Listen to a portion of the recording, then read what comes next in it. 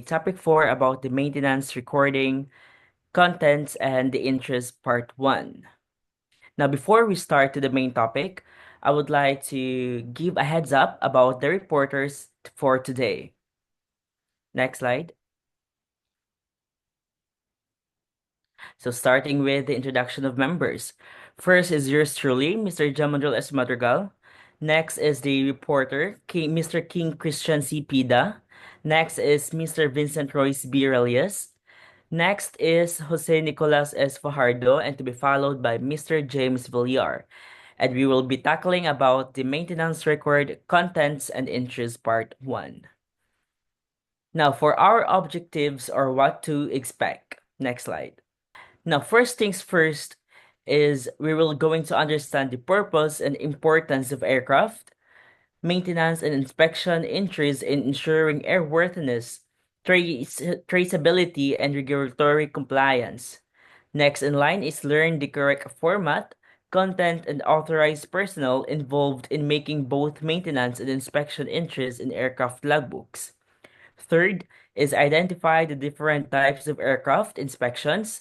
For example, the pre-flight, the 100 hours inspection, the annual, and know how each is properly documented. Then the fourth one is they recognize the procedures and responsibilities when an aircraft is deemed unairworthy, including grounding, reporting, and corrective actions. And last but not the least is to gain the awareness of the legal, safety, and operational consequences of improper or incomplete maintenance and inspection records. Now, we're going to tackle a three topics, which includes the aircraft maintenance entries, the aircraft inspection entries, and the airworthy inspection procedures. Okay, thank you for that wonderful introduction, Mr. Madrigal. So now we will tackle first the aircraft maintenance entries. So what is aircraft maintenance entries? So these are the official records made after performing maintenance tasks on an aircraft.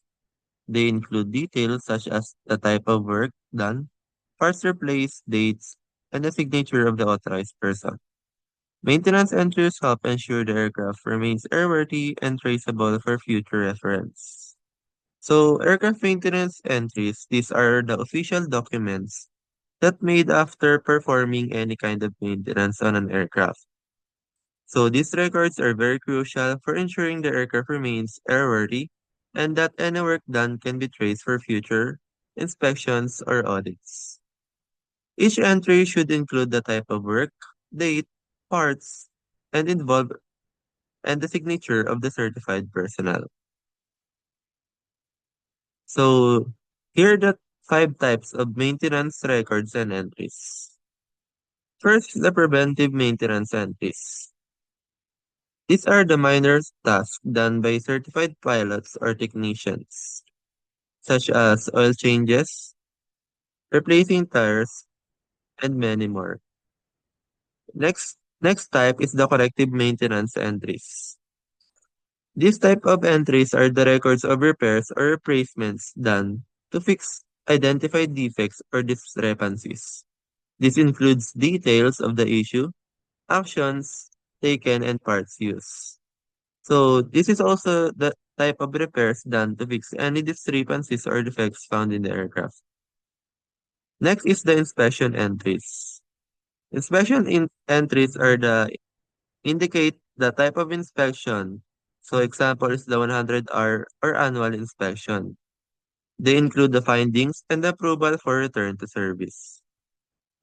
The fourth type is the airworthiness directives, compliances entries. So this documentation showing that required ADs have been complied with.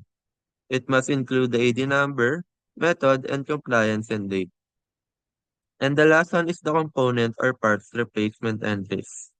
These are the records when parts are removed, installed, or replaced.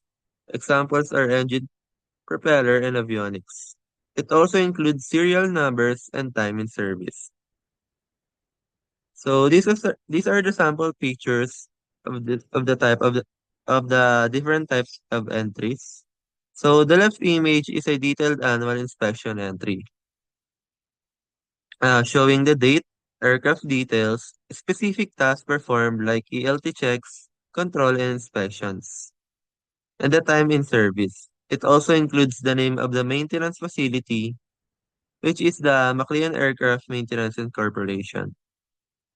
While in the right image shows the corrective maintenance entry, where a technician records the removal, inspection, cleaning, and the reinstallation or replacement of engine parts.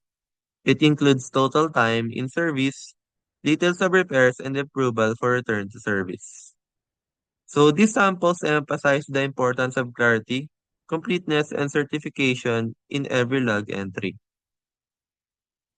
The second topic is the aircraft inspection entry. Like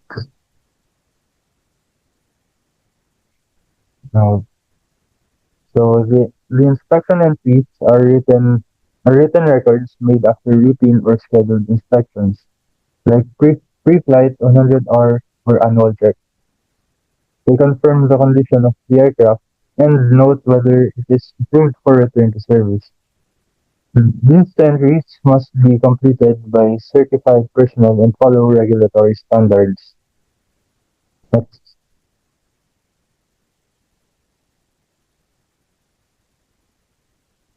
So this is a sample picture of the entry. So this is a formal summary of the maintenance log entry of a Cessna 340A.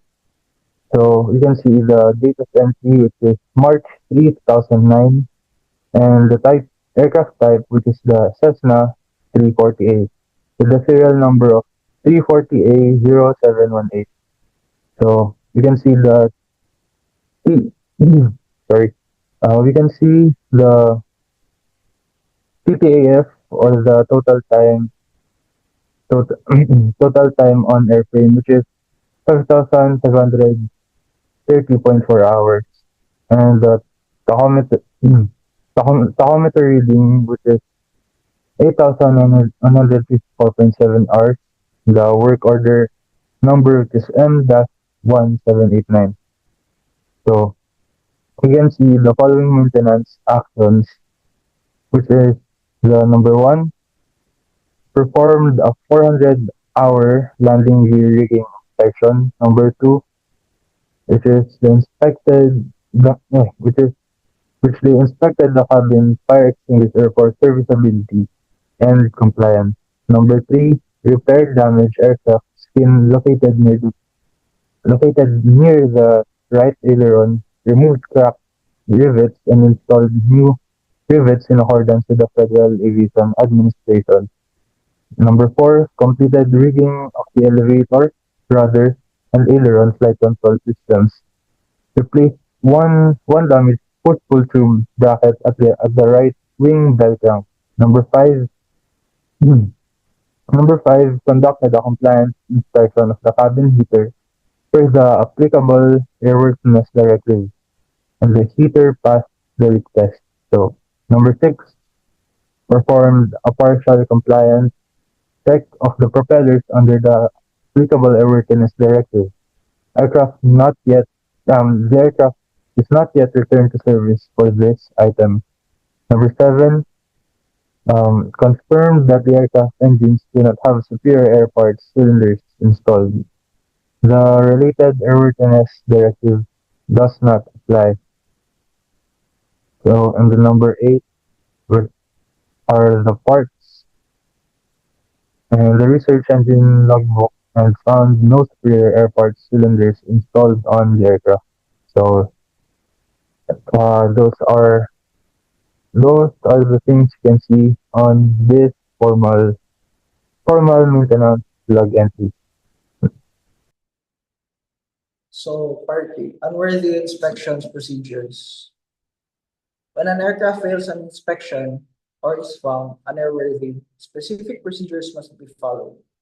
This includes grounding the aircraft, clearly documenting the defects or issues found, and outlining the necessary repairs. The aircraft must undergo corrective actions, and a follow-up inspection before it can be cleared for flight again. So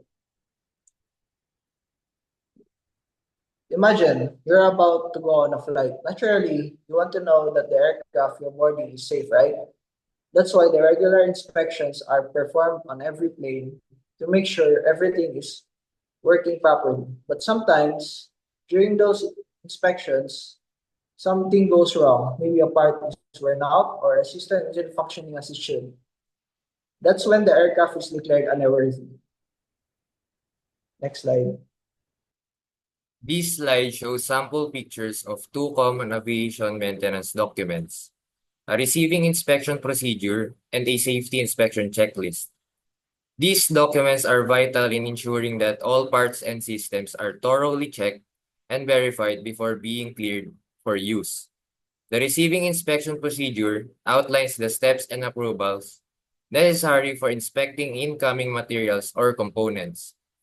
The checklist, on the other hand, ensures the safety protocols are consistently followed through a standardized format, covering critical areas such as an emergency equipment, first aid kits, and the condition of tools and machinery. Next slide. The regulatory requirements for record accuracy and completeness.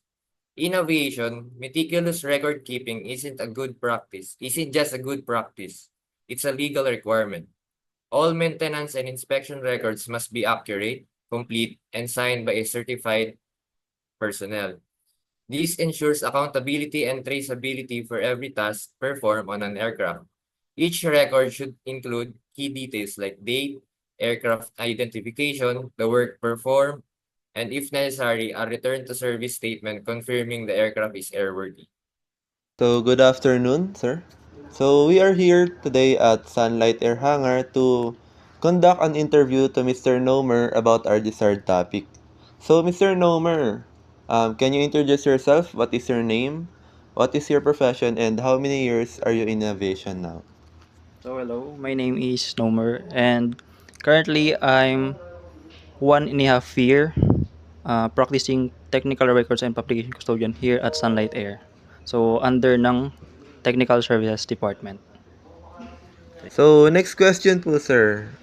So, based on your experience, sir, paano po yung tamang paggawa or yung proper execution ng aircraft maintenance entries, aircraft inspection entries, and unworthy inspection procedures? So mag-start tayo sa pag-entry ng ating mga nakita mo na start. I-continue ko na lang. Sige po. So basically mag-start siya sa pag-entry ng basic details which are aircraft registry, kung ano yung remarks ng ating piloto or ng mekaniko, and on the other hand, yung AMM reference na gagamitin sa inspection kasi hindi pwedeng basta-basta lang mag-check or kung kakalikutin ng mekaniko yung eroplano. So dapat may AMM reference na gagamitin or maintenance procedure. So and dapat din is up-to-date revision yung gagamitin na publication. And in terms naman sa unworthy, may unworthy siya if ever na required RII item siya and walang inspector and walang inspection na naganap. Another one is kagaya ng sinabi ko kanina, if ever na lumang revision yung ginamit na publication or yung reference. And at the same time, if ever na may expired MEL, ADD, or time-limited task. So, yun yung based sa aking experience. So, last question po, sir. Ano po yung inspirational message niyo sa amin or any tips na pwede niyong ibigay if ever maka-encounter po kami ng ganitong klaseng entry sa aviation industry? So, siguro i-take advantage nyo na lang yung time nyo ngayon as OJT para matuto sa lahat ng department na nadaanan nyo. Especially sa lahat. Example, sa planning, sa quality. And if ever man na mangyari pa sa iyo yun in the future, may mga paraan naman para maiwasan or masolusyonan yun. Example, pwede ka lumapit sa mga supervisor mo or manager mo. And at the same time, magbasa ka ng manual nyo kasi basically doon naman yung pinaka maiging